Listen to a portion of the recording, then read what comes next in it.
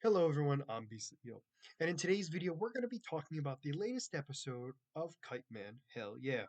So in this episode we're going to be talking about the plot and everything else, and then move on to where we think the rest of the series is going to go slash season. So let's get right into the storyline. So there's three major parts to this. It's Bane and Malice, which we'll talk about in a little bit, Golden Glider and Beast Mode, and Villigan's CEO overall. And we'll talk about each individual person, and we'll talk about all the different character plots in all of this as well. So where this starts off is right where the last episode left off. Apparently, Beast Mode has been showing how much of a villain he is, and basically expressing to the world that he is the better villain. We have Golden Glider trying to figure out how she's going to get Kite Man back. My apologies. And all of that going on at the same time. So we then find out that Villigans hosts, or I guess you would say fund the Sexiest Villain Award. And it was announced who the three contestants are, I guess the best way to phrase it, three contenders. Beast Mode, Lex Luthor, and for the surprise, Bane. So with that, Bane gets super excited. At first, he thinks it's the dumbest thing ever, and then the fact that he's nominated, he's like, "Oh, well, maybe I could actually win." Um, he asks help from Malice. Well, or Malice offers her help because she wants to prove that she can make anyone sexy. So she goes to help Bane out. Golden Glider tries to figure out how she can turn her boyfriend from Beast Mode to Kite Man. So they then split off. Um, Golden Glider tries to convince Beast Mode to turn back into Kite Man. She tries to have his father convince him to change back, and that backfired, which shouldn't have been all that much of a shock. He thinks that Beast Mode is the best son he could ever have, and that he wants to do everything that this kid wants. We then have, so she fails. We then have Bane get turned. Basically, he just has a suit over his regular suit, and so it's still not working the way Malice was hoping. She thought that this would make him like noticed by everyone. So she has to go do her job, and she goes grabs the bag of chicken nuggets that are in the back because somebody's hungry. So she goes over to try to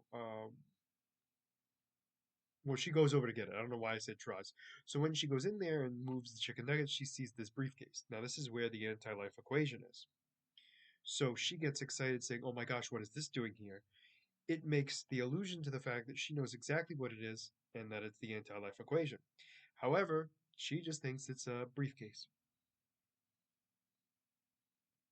And she thinks it's the greatest accessory to be given to Bane. So she gives it to him, and now he's a showstopper, and that he's the greatest thing ever, and that this is what's going to help him win. And come to find out, we find out that the CEO of Villigan's plan was to have Beast Mode beat Lex Luthor in the Sexiest Villain Alive award to distract him enough to steal the anti-life equation away from Lex Luthor, because that's what her data is telling her, and that's her plan. So when they get to um, the villain award, we have the conjoined twins who um, have separate dates because they're only just fool around with each other every so often. Queen of Fables goes out with Toyman, and he goes out with Wasp Queen or Bee Queen. I forget what her actual insect that she copies. I want to say it must be bee because she deals with honey. And we'll talk about them in a minute. Well, actually, we'll just do it right now to get it done over with. So Queen of Fables removes her head off of the body because she was getting sick and tired of being treated awfully. She then finds out that basically he's going to be turned into mush, mostly due to the fact that she's going to his date is going to put him in honey and suck out all of his innards. She then tries to save him. She recruits Toy Boy to help her. When she goes to the hive, she finds her own body back, and it's well preserved. And she goes, "Oh, never mind, change of plans. I'm going to get my body." So during that time, she decides to get her own body back instead of helping out her friend. So we think, and that's the end of that story.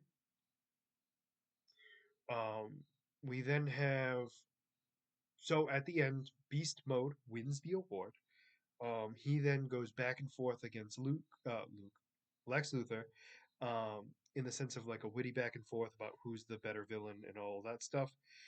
We then have the Villigans CEO using robotic hummingbirds to find the briefcase, and apparently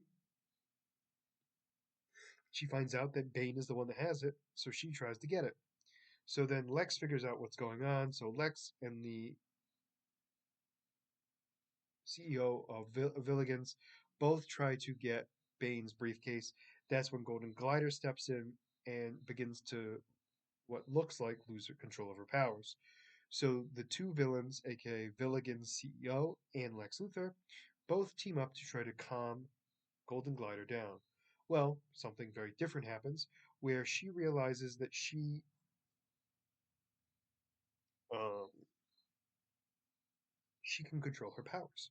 So she uses it to remove a bunch of people and gets the CEO of Villigans to unlock the iPad, which would then give Kite Man remove the powers from Kite Man and turn him back to normal.